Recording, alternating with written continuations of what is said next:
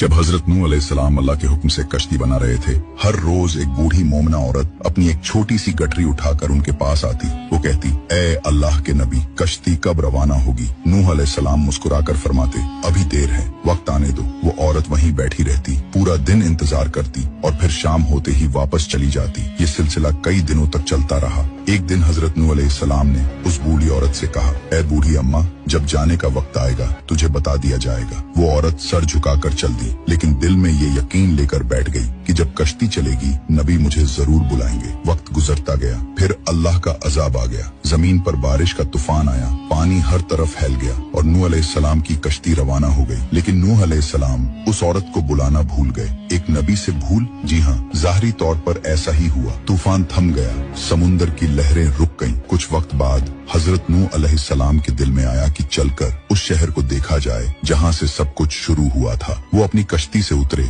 और शहर की तरफ चले। जब शहर पहुँचे तो देखा हर तरफ वीरानी थी, तबाही थी, मगर एक कोने में एक झोपड़ी से रोशनी आ रही थी। एक दिया जल रहा था। नूह अलैहिस्सलाम हैरान हुए, इतना बड़ा तूफान आया, सब कुछ डूब गया, लेकिन ये दिया कैसे जल रहा है? उन्होंने जोर से अल्लाहू अकबर की तकबीर लगाई। झोपड़ी का पर्दा उठा। वही बूढ़ी औरत गठरी उठाए बाहर आई और बड़ी मासूमियत से बोली, या नबी अल्लाह, क्या कश्ती अब तैयार है? चलें। नूह अलैहिस्सलाम की आंखें हैरत से फैल गईं। उन्होंने कहा, ए बूढ़ी अम्मा, तुझे कुछ भी पता नहीं चला? बूढ़ी औरत ने सादा दिली से जवाब दिया, क्या नहीं पता चला या नबी अल्लाह? नूह अलैहिस्सलाम बोले, इतना बड़ा तूफान आया, दुनिया डूब गई, बारिशें बरसी, लोगों पर अजाब आ गया और तुझे कुछ खबर नहीं? वो औरत बड़ी सादगी से बोली, या नबी अल्लाह, एक दिन बादल कुछ गरजे थे और हल्की सी फुहार पड़ी थी बस। नूह अलैहिस्सलाम ने आसमान की तरफ देखा और कहा, ए मेरे रब, ये क्या माजरा है? तब अल्लाह ताला ने हजरत नूह अलैहिस्सलाम पर वही नाजिल फरमाई,